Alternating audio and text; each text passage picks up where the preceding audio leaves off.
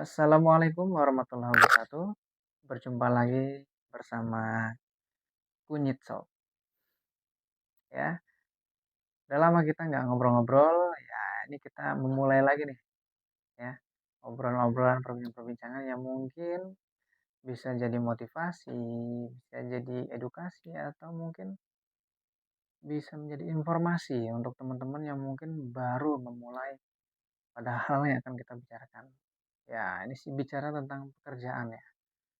Apa saja di dunia pekerjaan yang mungkin bisa jadi rekomendasi bagi teman-teman yang baru memulai pekerjaannya, yang masih bertanya-tanya bagaimana sih cara memposisikan diri, bagaimana cara menghadapi atasan, menghadapi rekan kerja, ataupun menghadapi masalah yang datang yang kita nggak pernah bisa duga dan tidak pernah bisa prediksi. Ya.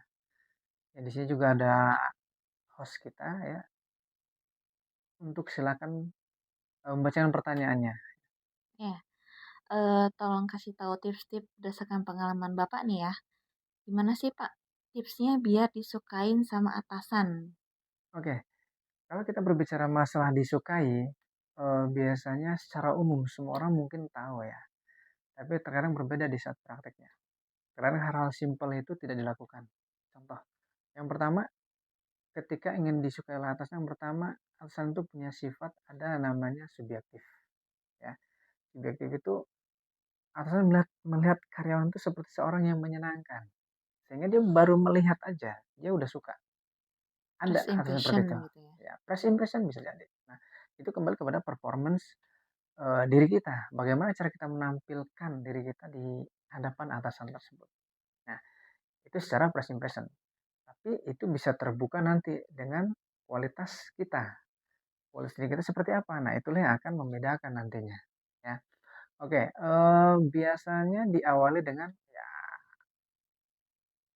umum sih, seperti ya kepatuhan, disiplin, berprestasi. Itu sudah kata-kata umum dari banyak motivasi yang sering teman-teman dengar mungkin di luar sana ya. Tapi di sini saya bicara real di mana ya berdasarkan pengalaman mungkin ya, pengalaman yang pernah saya alami gitu ya. Untuk jadi karyawan ataupun seorang bawahan yang disukai adalah kita harus bisa menjadi orang yang tepat di saat diajak ngobrol, nyambung. Kita harus bisa memahami alasan kita sukanya apa, hobinya apa ya. Jadi itu akan menjadi penyeimbang dalam berkomunikasi.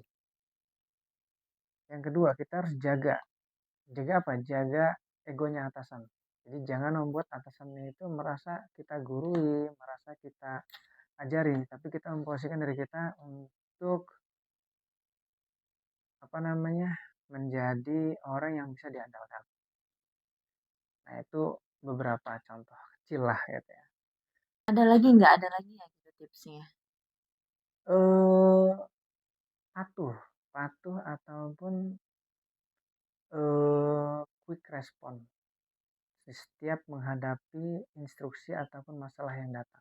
Jadi ketika diberikan instruksi langsung siap Peka lah jalankan. gitu Ya, ya. ya mungkin peka bisa masuk ke situ. Inisiatif nggak sih? Inisiatif, tapi terkadang inisiatif suka salah ketika kita tidak bertanya kepada atasan. Jadi balik lagi atasan itu baku. Kita terkadang melakukan inisiatif yang benar pun bisa salah ketika atasan kita merasa dia tidak dikonfirmasi. Harus ada komunikasi yang Harus ada baik lah ya. komunikasi yang baik. Nih Pak, kata Bapak gimana tanggapan Bapak soal karyawan atau teman-teman partner itu yang cari muka sama atasan? Cari muka ya. Cari muka itu sebenarnya itu sesuatu hal yang umum sebenarnya. Cuman cenderung negatif. Konotasinya itu negatif. Maksudnya Karena tuh sah-sah aja orang cari muka. sah-sah aja cari muka, tapi cenderung negatif. Karena terkadang tidak sesuai dengan skill yang dimiliki. Jadi dia ingin disukai sama atasan, tapi dengan cara yang kurang etik, Maksudnya tuh kayak gimana? kurang apik lah, kurang kurang etik, kurang apik atau kurang bagus, kurang baik. Contoh, cari muka kepada atasan bisa dilakukan dengan cara membelikan makanan atau memberikan sesuatu yang seharusnya tidak perlu dilakukan gitu. Terkadang mengklaim pekerjaan orang lain, cari perhatian atasan dengan sesuatu yang bukan bicara skill, ya bisa dengan tanda yang negatif mungkin juga ada. Ya banyak hal lah, tapi cenderung negatif. Dan itu akan terbongkar ketika berurusan dengan skillnya yang memang tidak mumpuni. Jadi lebih baik berdiri di atas skill daripada berdiri di balik cari muka. Karena cari muka tidak akan memiliki prestasi. Kalau dengan skill, itu akan memiliki prestasi. Keahlian kita itu akan menentukan penilaian yang real dibandingkan dengan cari muka. Kadang udah berprestasi tapi kalau nggak jago cari muka juga tetap kalah kayaknya. Nah itu kembali lagi pada sisi prinsip seorang atasannya. Karena memang ada atasan yang memang tertutup untuk hal-hal yang real dan dia terbuka untuk hal yang tidak real. Nah biasanya atasan itu jauh dari sama bawahan. Jadi dia seperti itu. Tapi kalau atasan yang bisa dekat ke bawahan yang benar-benar objektif menilainya, tidak akan termakan oleh cari muka tersebut. Karena kebanyakan sekarang tuh bos-bosnya tuh kayaknya lebih seneng dicari mukain. Ya mungkin si cari muka ini jadi orang yang menyenangkan. Yang tadi saya bilang dari awal. Orang yang menyenangkan. Sehingga dia tahu melakukan sesuatu yang membuat bosnya ini senang. Walaupun mungkin terkadang ya, hal-hal picik yang dilakukan. Mengklaim pekerjaan orang lain. Menginformasikan rahasia orang lain. Bagian daripada cari muka. Sehingga bos merasa bahwa wah bisa nih untuk dijadikan mata-mata. Padahal dia pun belum tentu benar apa yang dia sampaikan kepada atasannya. Oke, misalkan nih kita udah disukain sama atasan kan, akhirnya atasan ngasih kepercayaan ke kita buat jadi nih handle nih beberapa klien gitu kan. Ya. Nah, supaya biar kita bisa diterima sama klien, kita harus gimana gitu? Ya kembali yang pertama prinsipnya kita harus menguasai pekerjaan kita secara teknik, skill, teori, dan knowledge-nya. Sehingga kita akan punya rasa percaya diri dalam menghadapi klien-klien yang dipercayakan oleh atasan kita. Biar nggak nganggung gitu lah ya. Ya balik lagi ketika kita tidak menguasai skill dengan baik ya pasti akan menjadi satu problem bagi diri kita ataupun buat perusahaan.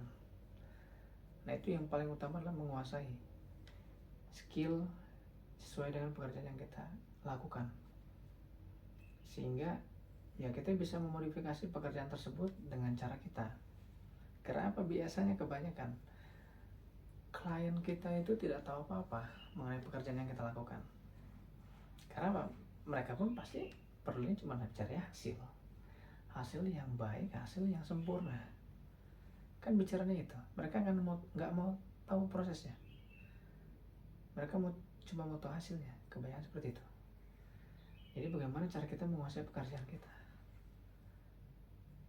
Jadi masuk dari situ. Ketika kita sudah percayakan, ya kita harus punya rasa percaya diri yang tinggi dalam menghadapi semua klien. Ya bisa dianggap seperti saya bilang tadi, klien tuh nggak tahu apa-apa tentang pekerjaan ini. Kita itu ahlinya, kita lebih tahu. Sehingga ya pembawaan kita itu yang akan menentukan ke arah mana. Ya balik lagi kualitas diri, kualitas skill, kualitas kemampuan pekerjaannya itu yang akan mempengaruhi hasilnya nanti. Bisa ngontrol emosi juga kali ya, kan kadang-kadang beberapa klien tuh nggak semuanya soft gitu, nggak semuanya kayak enak-enak aja gitu, ada yang rebel banget lah, istilah anak zaman sekarang tuh kayak maksudnya tuh rebel tuh kayak rese banget gitu, ada yang udah kita jelas sih sesuai sama pengetahuan kita tuh kayak aneh-aneh lah gitu, tetap yang bawel lah gitu, harus bisa manage emosi kali ya, apa gimana tuh? Ya kembali, biasanya orang-orang di level itu yang sudah bisa menghadapi klien atau diberikan amanat untuk presentasi biasanya sudah punya manner yang baik. Karena ini bicaranya biasanya mengenai etika, attitude dalam berbisnis, attitude dalam berpresentasi, berkomunikasi, dia pasti tahu. Dan kalau bicara ada yang rebel atau apa, biasanya memang dari apa yang kita sajikan mungkin belum memuaskan, jadinya ada yang seperti itu. Makanya bagaimana caranya kita jangan memberikan celah itu kepada mereka, berikan yang terbaik. Caranya memberikan yang terbaik gimana? Caranya memberikan terbaik, persiapkan semuanya dengan matang, rencanakan, pastikan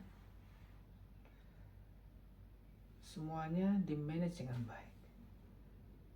Saya yakin ketika sudah punya rencana yang baik dan punya tim yang baik, itu bisa punya hasil yang baik. Emang attitude yang baik tuh kayak gimana? Etika itu etika. Jadi ketika kita harus respect sama semua orang, kita menghargai siapapun yang ada di situ, apalagi user atau klien. Itu berhubungan dengan etika, respect. Jadi ya kita harus tetap bersopan santun dalam melakukan presentasi ataupun menanggapi keluhan-keluhan yang ada, karena ini bicara etika bisnis. Kayaknya ketinggian deh kita ngebahas tentang hal ini. Iya kan, semua Ada yang lebih ini nggak, lebih soft lah ya, level-level kita aja lah, dan yang tinggi-tinggi. Kayaknya cukup sampai sini dulu ya bahasan mengenai sesi apa tadi, disukai oleh atasan, tips-tipsnya ataupun mengenai klien ya. Ya mungkin next kita sambung lagi lah. Cukup sampai di sini dulu ya guys. Saya tutup, mohon maaf apabila ada kesalahan yang disengaja maupun tidak disengaja. Terima kasih banyak. Assalamualaikum warahmatullahi wabarakatuh.